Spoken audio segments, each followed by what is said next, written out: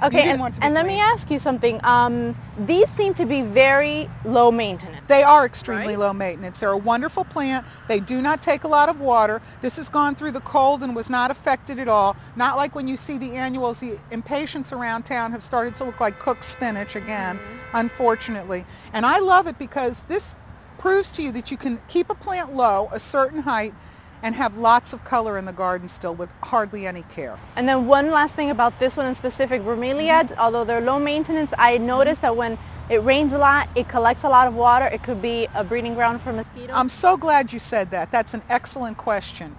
I get that all the time, and the truth of the matter is there are many different types of mosquitoes, and the mosquito that lays its eggs in this plant does not bite you. Really? Yes, you can look it up online if you'd like. It's a known fact. And I'm sorry, if you remind me before I speak at the farmer's market, I will bring brochures to tell you exactly how it works. Very cool. But it's a fallacy. The mosquito that lays its eggs in here does not bite you. Okay, good. Good. I feel better that I'm not creating a breeding ground. Well, everybody worries about that. And last, that's a beautiful orchid. This is a new orchid. I've noticed that a few growers are trying to distribute it. It's a mini orchid. I don't know if they want to call it Tislandia, which is more of an air plant, but it is in the orchid family. I believe it's an oncidium, if I'm not mistaken, a mini oncidium. Takes very little water, likes the shade, and if you look at it, there are at least another 15 blooms that are going to come out on this, and it blooms for a good 3 months. Does it get bigger? No, this is it. It's a mini. And what I'm going to do is enjoy it in the pot while it's blooming in the house. Then I'm going to take it out of this pot and I'm going to tie it to a palm tree in the shade, and it'll bloom 2 to 3 times a year for you. Very nice. Isn't that nice? I thought it was different, so I thought I'd bring it for us today. Well, thank you, Cindy. I appreciate you coming and giving us some insight into how to have a good garden in South Florida. I mean, we have the perfect weather for this, for gardening. We certainly do. So I want to say that Cindy will be back at the farmer's market on March 20th at 9 a.m. and she's going to be doing a special clinic, basically answering all of your plant problems, trying to solve all your plant problems and any questions that you have. For a full list of activities at the farmer's market, you can go to coralgables.com.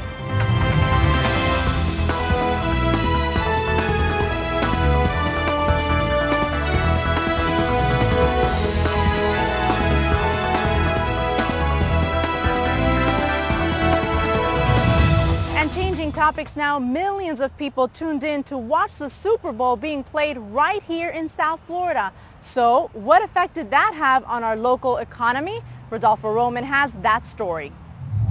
Football fans from all over the country came to South Florida to watch the biggest annual sporting spectacle, Super Bowl 44. The opportunity is great for the city, says Coral Gables Chamber of Commerce President Mark Throwbridge. But here's a chance for us to really showcase it to the masses. Folks who are coming in for the game, many of whom won't have tickets, but like to travel around and be part of the scene. The game took place this month at Sun Life Stadium. But that's not all South Florida hosted. For the first time, the Pro Bowl was held before the big game. The Pro Bowl has been played in Hawaii for the past 15 years. As part of the festivities, Coral Gables hosted its first sanctioned Super Bowl party here at Pond Circle Park, titled Super Art in the Park. And what you're going to see is kind of that event as it normally is portrayed. But really taken to the next level with a layer in it related to Super Bowl themed activities, sports, and just make it a really special event as a lead-in both to the Pro Bowl weekend and the Super Bowl. Super Art in the Park is actually Art in the Park, a cultural event which takes place 6 times early in the year. Thousands packed South Florida, and local hotels offered special packages like the Biltmore. The event is a moneymaker for the area. Well, I would expect that somewhere in the neighborhood of about $400 million is going to come directly into the community, and that includes some indirect dollars. Trowbridge says traveling football fans will have the city beautiful stamped in their minds. Okay, when you think about Super Bowl, you may not have always thought about Coral Gables, but when you think of world-class events, world-class venues, world-class anything, that is when you think of Coral Gables. Back here at Super Art in the Park, where you can see residents and visitors are enjoying the great music and even having a chance to meet some great NFL players. Well, that's all we have for you. For Coral Gables now, Rodolfo Roman. Back to you, Belkis. All right, thanks, Rodolfo. Coral Gables now is not done yet. The Coral Gables Women's Club is helping to give people the gift of sight. Find out how you can help when we return.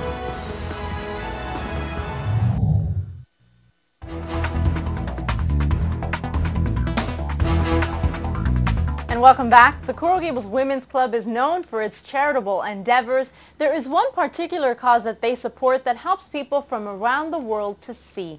Anna Lamb from the Coral Gables Women's Club is here to explain. Thank you, Anna, for being here. Thank you, Belkis. So tell us about this cause that you've got. Normally, you guys would ask people for monetary donations, but in this case, you want their glasses? Yes, we want to recycle used prescription sunglasses. Okay. And then why do you need them? How does the program work? The program works by, we try to match, actually we will donate these glasses, and what they do is they match the eyeglass to someone, so that for the first time in years someone is able to see.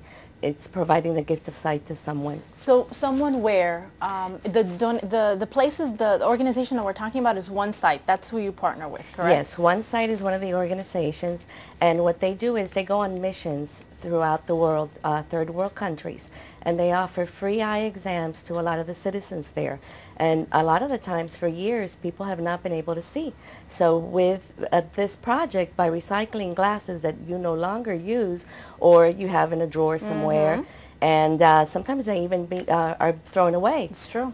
So they end up going to a very, very worthy cause. Absolutely, and obviously everyone needs to see. I mean, it's so important to be able to offer that to residents of everywhere around the world. Tell me about, you need good glasses though. It can't be very worn down glasses. Right, we need glasses that do not have lenses that are totally scratched. Okay. I mean, they could probably they're worn, obviously, and they could be a little used, but they have to be in good working condition. Now, how did you learn of the project, of this program? I learned of this program because when my kids were in high school, they needed to do a project for community service hours. And we came across this project through my best friend, Regina Downing, who is an optician for Pearl Vision. And she suggested this. It sounded like a wonderful cause, and the outpouring was just overwhelming. Yes. So it was something that even after my kids graduated from high school, it was so dear to me that I have continued it for 4 years. And so you've continued for 4 years, and how long has the Coral Gables Women's Club been doing this? About a year and a half. Okay. About a year and a half now. So, I mean, you alone, although you're doing great, you can't really collect so many glasses. Tell me how are you able to generate so many glasses? Well, because of the fact that we sponsor a lot of kids that need the community service hours, and now it has to go to middle school. So we have some kids from middle school and some kids from high school. So they are responsible to notify people in the community, their schools, their family, their friends, different businesses.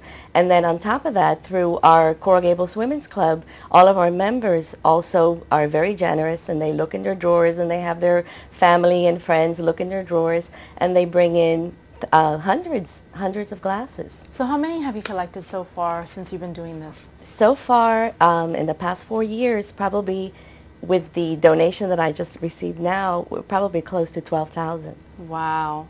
And tell me how successful it's been for this organization and the impact it's having for other things in your, I mean, because basically this is great because you're really helping people from around the world, but there's even a bigger cause here that's more local. Yes, One Sight was very appreciative of this project, and this year what they did is they donated 25 free eye exams and eyeglasses to our kids from the dental clinic.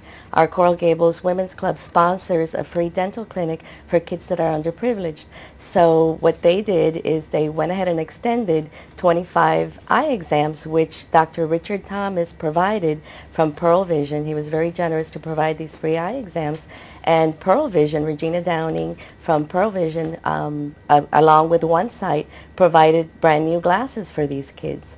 So it was very, very rewarding to know that, you know, you are not only doing something, recycling something that most people will throw away, and you're helping people around the world see for the first time in years, but then locally they're also giving back as a gesture of appreciation. Yep.